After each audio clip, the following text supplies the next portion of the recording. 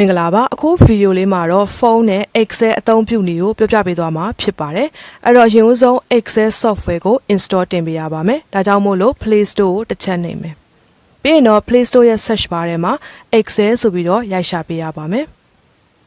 ပြီးလို့ရှိရင်ဒီနားလေးက search button လေးကိုတစ်ချက်နှိပ်မယ်ပြီးရင်တော့အခုလိုမျိုး Microsoft Excel ဆိုပြီးတော့ပေါ်လာပြီဆိုလို့ရှိရင်တော့သူ့ဘေးနားက install button လေးကိုတစ်ချက်ထပ်နှိပ်ပေးရပါမယ်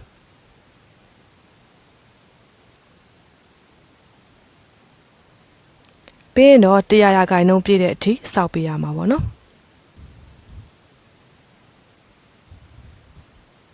ဒါဆိုလို့ရှိရင်100ရာခိုင်နှုန်းပြည့်သွားပြီပေါ့နော်100ရာခိုင်နှုန်းပြည့်သွားပြီဆိုလို့ရှိရင်တော့ install တင်တာလေးကိုခဏထပ်စောက်ပေးရမယ်ဒါဆိုလို့ရှိရင်အခုလိုမျိုး open button လေးလင်းလာပြီဆိုလို့ရှိရင်တော့ open ကိုတစ်ချက်ထပ်နှိပ်မယ်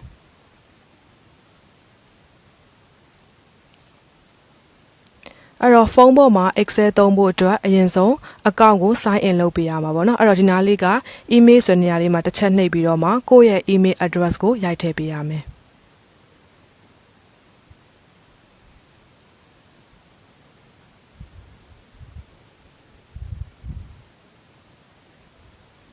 ပြီးသွားပြီဆိုလို့ရှိရင်တော့ဒီအစိမ်းအောင်မြားလေးကိုတစ်ချက်နှိပ်မယ်ပြီးရင်အခုလိုမျိုးပေါ်လာပြီဆိုလို့ရှိရင် send code ဆိုတာလေးကိုထပ်နှိပ်မယ်ဒါဆိုလို့ရှိရင်တော့ခုနကကိုထည့်လိုက်တဲ့ကိုယ့်ရဲ့ email ထဲကိုသူကကုတ်နံပါတ်လေးပို့ထားပြီပေါ့နော်အဲ့တော့ email သို့မဟုတ် Gmail ထဲကိုဝင်ပြီးတော့မှကုတ်နံပါတ်လေးကိုတွားကြည့်မယ်ဒါဆိုရင် Microsoft account team ကနေပြီးတော့မှပို့လိုက်ပြီပေါ့နော်အဲ့တော့ဒါလေးကိုတစ်ချက်နှိပ်လိုက်မယ်ဒါဆိုလို့ရှိရင်ဒီနားလေးမှာကုတ်နံပါတ်ရှိတာပေါ့နော်အဲ့တော့ဒီကုတ်နံပါတ်လေးကိုခုနက enter code ဆိုတဲ့နေရာမှာရိုက်ထည့်ပေးရမယ်အခုဒီမှာဆိုလို့ရှိရင်938962ပေါ့နော်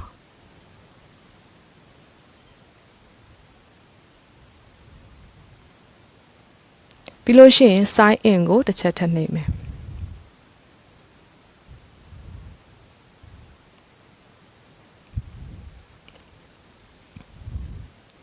ပြီးရင်အခုလိုမျိုးပေါ်လာပြီဆိုလို့ရှိရင် skip for now စာလေးကိုပဲနှိပ်ထားလိုက်မယ်ပြီးရင်ဒါလေးကိုလည်း try လိုက်တာပဲနှိပ်ထားလိုက်မယ်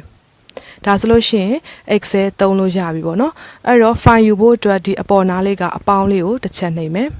ပြီးလို့ရှိရင်သူ့မှာလည်းဒီ blank workbook ယူမလားဒါမှမဟုတ်လို့ရှိရင် template တွေကိုပဲယူသုံးမလားပေါ့နော်ကွန်ပျူတာမှာသုံးတယ်လို့မျိုး Windows version နဲ့သုံးတဲ့အတိုင်းရွေးချယ်လို့ရတယ်အဲ့တော့ဒီမှာ blank workbook ကိုပဲနှိပ်လိုက်မယ်ပြီးရင်တော့ဒါ data တွေစပြီးတော့ဖြည့်လို့ရပြီပေါ့နော်အဲ့တော့ A1 ကနေပြီးတော့စဖြည့်မယ်အဲ့တော့ A1 ဆဲကွက်လေးကိုနှစ်ချက်ကလစ်မယ်ပြီးလို့ရှိရင်တော့ကိုယ့်ရဲ့ keyboard သုံးပြီးတော့မှ data တွေစဖြည့်မှာပေါ့နော်ဒီမှာတော့ကိုဖြည့်ချင်တဲ့ data တွေကိုဖြည့်လို့ရတယ်ပြီးလို့ရှိရင်အခု B1 ဆဲကွက်ကိုသွားမှာဖြစ်တဲ့အတွက်ဒီနားလေးက right arrow key ပေါ့နော်ညာဘက်မြားလေးကိုတစ်ချက်နှိပ်မယ်ပြီးရင်အောက်တစ်ချောင်းဆင်းမှာဖြစ်တဲ့အတွက် keyboard က enter key လေးတစ်ချက်နှိပ်လိုက်မယ်ပြီးလို့ရှိရင်ဘယ်ဘက်ခြံကိုပြန်လာမှာဖြစ်တဲ့အတွက် left arrow key လေးကိုနှိပ်လိုက်မယ်ပြီးရင်ညာဘက်ခြံကိုသွားမယ်အခုကိန်းကနန်းရိုက်မှာပေါ့နော်ကိန်းကနန်းရိုက်ဖို့အတွက်ကိုယ့်ရဲ့ keyboard မှာပါထားပြီးသား number တွေကိုယူသုံးလို့ရတယ်ဒါမှမဟုတ်သူပေးထားတဲ့ number keyboard ကိုသုံးလို့ရတယ်အဲ့တော့အခုဒီမှာတော့သူပေးထားတဲ့ number keyboard လေးကိုတစ်ချက်နှိပ်ပြီးတော့သုံးလိုက်မယ်ပြီးလို့ရှိရင်အောက်တစ်ချောင်းဆင်းပါပေါ့နော်ပြီးရင်ဘယ်ဘက်ခြံကိုပြန်လာမယ်ပြီးလို့ရှိရင်ဒီ number keyboard လေးကိုပြန်ပြီးတော့ခဏ hide ထားလိုက်မယ်နော်ပြီးရင်နောက်ထပ် item တစ်ခုထပ်ဖြည့်မှာပေါ့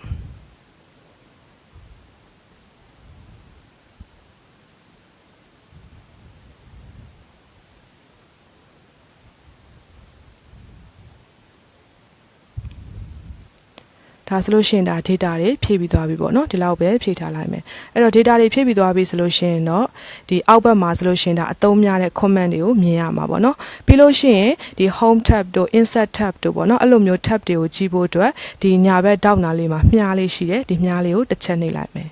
ဒါဆိုလို့ရှိရင်ဒီဘက်ခြမ်းမှာ tab တွေရှိတာပေါ့နော်ဒါဆိုရင် home tab ထဲမှာဆိုလို့ရှိရင်တော့ border ပေါ့ဘောင်ခတ်တဲ့အပိုင်းတွေပါမယ် fake color ပေါ့နော်အရောင်ဖြည့်တဲ့အပိုင်းတွေပါမယ်အဲ့တော့ဒီ30ရေးထားတဲ့ဆဲကွက်လေးကို border ခတ်ကြည့်မယ် border ထဲကိုသွားပြီးတော့မှတစ်ခုခတ်လိုက်မယ်ပြီးလို့ရှိရင်ဒီ banana လို့ရေးထားတဲ့ဆဲကွက်လေးကို fake color ပေါ့နော်အရောင်လေးတစ်ရောင်ဖြည့်လိုက်ကြည့်မယ်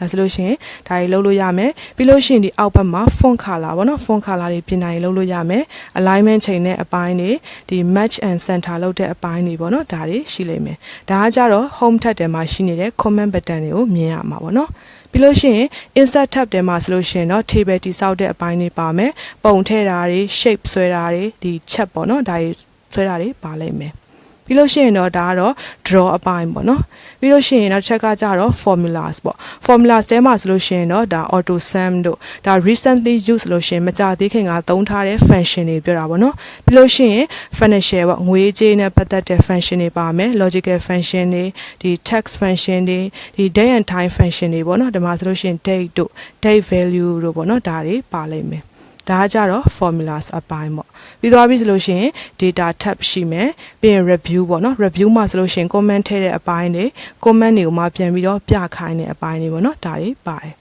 ်ပြီးသွားရင်နောက်ဆုံး tab တစ်ခုအနေနဲ့ကြတော့ view tab ပေါ့နော်အဲ့တော့ view tab ထဲမှာဆိုလို့ရှိရင်တော့ဒီကိုယ့်ရဲ့ formula bar ကိုဖော်ထားမလားဖျောက်ထားမလားပေါ့ grid line တွေကိုအခုလိုမျိုးဖျောက်ထားမလားဖော်ထားမလားပေါ့ဒါတွေလုပ်လို့ရမယ်ပြီးသွားပြီဆိုလို့ရှိရင်တော့ဒီစာရွက်မြင်ကွင်းကိုပေါ့နော် zoom in ပေါ့ချဲလို့ရမယ် zoom out ပေါ့နော်ချုပ်လို့ရမယ်ဒါတွေပါလိမ့်မယ်အဲ့တော့အခုဒီမှာရေးထားတဲ့20ရယ်10ရယ်30ရယ်ပေါ့နော်ဒီကိန်းသုံးလုံးကိုပေါင်းခိုင်းမယ်အဲ့တော့ဘယ်လိုပေါင်းမှာလဲဆိုလို့ရှင် sum function သုံးပြီးတော့ပေါင်းမယ်ဒီနားလေးမှာပေါင်းမှာပေါ့နော်အဲ့လိုပေါင်းဖို့အတွက်ဒီမြားလေးကိုနှိပ်ပြီးတော့မှဒီ formulas ထဲကနေပြီးတော့ auto sum ယူသုံးလဲရတယ်အဲ့လိုမသုံးချင်ဘူးဆိုလို့ရှင်တော့ဒီ fx ဆိုတဲ့ဒီနားလေးမှာပေါ်နေတဲ့ enter text or formula here ပေါ့နော်အဲ့ဒီကနေရိုက်လဲရတယ်အဲ့တော့ function ရိုက်မှာဖြစ်တဲ့အတွက်အရင်ဦးဆုံး equal to ထည့်မယ်ပြီးလို့ရှိရင်တော့ s u m sum ပေါ့နော်ပြီးတော့ရင်ဒါလေးကိုယူသုံးလိုက်မယ်ပြီးတော့ပြီဆိုလို့ရှိရင်တော့ဒီ sum ထဲမှာထည့်ရတဲ့ parameter တွေပေါ့နော်ဒါတွေကိုအရင်ဦးဆုံးဖြတ်ထုတ်လိုက်မယ်ပြီးရင်အခုပါထည့်မလဲဆိုလို့ရှိရင်တော့ b2 ပေါ့ b2 ပြီးတော့ပြီဆိုလို့ရှိရင် colon ပြီးတော့ရင်ဒီ b4 ပေါ့နော်ဒါလေးကိုပေးလိုက်မယ်ပြီးတော့ဆိုလို့ရှိရင်တော့ဒီနားလေးကအမှန်ချစ်လေးကိုတစ်ချက်နှိပ်လိုက်မယ်ဒါဆိုလို့ရှိရင်တော့60ဆိုပြီးတော့မှဒါအဖြေမြင်ရမှာပေါ့နော်အဲ့တော့အခုဒီမှာကိုရိုက်ထားတဲ့ data တွေကိုကိုကသိမ်းချင်တယ်ဆိုလို့ရှိရင်လည်းဒါသိမ်းလို့ရသေးတယ်ဒါပေမဲ့ तू ကကြတော့ auto သိမ်းမိတယ်ကိုက save စရာမလိုပေါ့နော်အဲ့တော့ဒါလေးကိုဘက်တစ်ချက်ပြန်ဆုပ်လိုက်မယ်ဒါဆိုလို့ရှိရင်အခုဒီမှာ book 7ဆိုပြီးတော့မှသူကတင်ထားပေးတာပေါ့နော်ဒါအောင်မှကိုကနာမည်ပြောင်းပြီးတော့မှအခြားတစ်နေရာမှာတင်ချင်တယ်ဆိုလို့ရှိရင်တော့ကိုကကိုတင်လို့ရတယ်အဲ့တော့ခုနကဒီ auto တင်ထားတာဘာကြောင့်လဲဆိုလို့ရှိရင်နားလေးမှာ account ရှိတာပေါ့နော်အဲ့ဒီ account လေးတစ်ချက်နှိပ်လိုက်မယ်ပြီးလို့ရှိရင်ဒီအောက်နားလေးမှာ setting ဆိုတာလေးရှိရဲ setting တစ်ချက်ထပ်နှိပ်လိုက်မယ်ပြီးလို့ရှိရင်နည်းနည်းလေးဆွဲသွားလိုက်မယ်အဲ့တော့အခုဒီမှာဆိုလို့ရှိရင် general ရဲ့အောက်မှာ auto save ဆိုတာလေးက on ထားတယ်ပေါ့နော်ဒါကြောင့်မို့လို့သူကကိုယ့်ရဲ့ရေးသမျှ data တွေကိုသူက auto သိမ်းပေးတာပေါ့ကိုယ့်ရဲ့ file တွေကိုသိမ်းပေးတာကိုကဒါကိုမှကိုယ့်ဘာသာကိုတခြားတစ်နေရာမှာသိမ်းချင်တယ်ဆိုလို့ရှိရင်တော့ဒါလေးပြန်ဖွင့်လိုက်မယ်ပြီးရင်ဒီအပေါ်ထောက်နာလေးမှာအဆက်3ဆက်လေးရှိတာပေါ့နော်ဒါလေးတစ်ချက်နှိပ်မယ်ပြီးရင်အဲ့ဒီမှာဆိုလို့ရှိရင် save as ဆိုတာလေးရှိတယ်ပြီးလို့ရှိရင် file တွေကို print ထုတ်မယ်ဆိုလို့ရှိရင်အောက်မှာ print ထုတ်မယ်အပိုင်းတွေပေါ့နော်ဒါတွေလည်းပါသေးတယ်အဲ့တော့ save as ကိုနှိပ်လိုက်မယ်ပြီးလို့ရှိရင်ဘယ်နားလေးမှာသွားပြီးတော့ save မှာလဲပေါ့နော်အဲ့တော့ this device ကိုပဲရွေးလိုက်မယ်ပြီးလို့ရှိရင်တော့အခုလိုမျိုး message box လေးတက်လာပြီဆိုလို့ရှိရင် go to setting ကိုနှိပ်ပေးရမယ်ဒါဆိုလို့ရှိရင်ကိုကဒီဖုန်းနဲ့ပေါ့နော် Excel သုံးချင်တယ်ဒီ Excel file တွေကိုသိမ်းချင်တယ်ဆိုလို့ရှိရင်တော့အရင်ဆုံး setting ထဲသွားပြီးတော့မှ allow access to manage all files ဆိုတာလေးကိုဖွင့်ထားပေးရမယ်အဲ့တော့ accept ပေးထားမှသိမ်းလို့ရမှာပေါ့နော်အဲ့တော့ဖွင့်ထားပြီးသွားပြီဆိုလို့ရှိရင်အပေါ်ကမြားလေးနှိပ်ပြီးတော့ပြန်ဆုပ်လိုက်မယ်ပြီးရင် this device ထဲကမှဘယ်နားလေးမှာသိမ်းမှလဲပေါ့နော် document ထဲမှာသိမ်းမှလား download ထဲမှာသိမ်းမှလား storage ထဲမှာသိမ်းမှလားပေါ့အဲ့တော့ storage ထဲကိုထပ်သွားလိုက်မယ် storage ထဲကမှဘယ်နားလေးမှာသိမ်းမလဲပေါ့အဲ့တော့ DCIM ဆိုတာလေးနှိပ်ချလိုက်မယ်ပြီးရင်အောက်မှာဘာနာမည်နဲ့သိမ်းမှလဲပေါ့နော်အဲ့တော့ test ဆိုတဲ့နာမည်ပဲပေးထားလိုက်မယ်ဒါကကြတော့ကိုသိမ်းချင်တဲ့နေရာမှာကိုပေးချင်တဲ့နာမည်ပေးပြီးတော့သိမ်းလို့ရတာပေါ့နော်အဲ့တော့ဒါလေးပေးသွားပြီဆိုလို့ရှိရင်နားလေးက save button လေးကိုပဲနှိပ်ချလိုက်မယ်ဒါဆိုလို့ရှိရင်ဒီ file လေးက test ဆိုတဲ့နာမည်နဲ့ DCIM ထဲကိုရောက်သွားပြီပေါ့နော်အဲ့တော့ရောက်မရောက်သွားပြန်ကြည့်မယ်အဲ့တော့ file manager ထဲကိုသွားမယ် storage ထဲကိုသွားမယ် DCIM ထဲကိုသွားလိုက်မယ်ပြီးသွားပြီဆိုလို့ရှိရင်တော့အခုဒီမှာ test.xlsx ဆိုပြီးတော့မှ Excel file လေးတစ်ခုရောက်နေပြီပေါ့နော်ဒါကကြတော့ဖုန်းပေါ်မှာ Excel သုံးတာပေါ့နော်အဲ့တော့ Excel အပြင်ကိုအခြားသော application တွေလည်းသုံးလို့ရသေးတယ်အဲ့တော့ဒီနားလေးက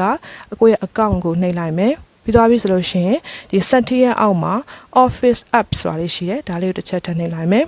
ဒါဆိုလို့ရှိရင် Excel လိုမျိုးပဲပေါ့နော်အခြားသော Microsoft application တွေဖြစ်တဲ့ Microsoft Word တွေ Microsoft PowerPoint တွေ OneNote တွေပေါ့နော်ဒါတွေလည်းသုံးလို့ရသေးတယ်အဲ့တော့ဒါအခုဗီဒီယိုထဲမှာကြတော့ဒီဖုန်းနဲ့ပေါ့နော် Excel ဘယ်လိုမျိုးအသုံးပြုရမလဲပေါ့ဒါလေးကိုပြပြပေးခဲ့တာပဲဖြစ်ပါတယ်ကျေးဇူးတင်ပါတယ်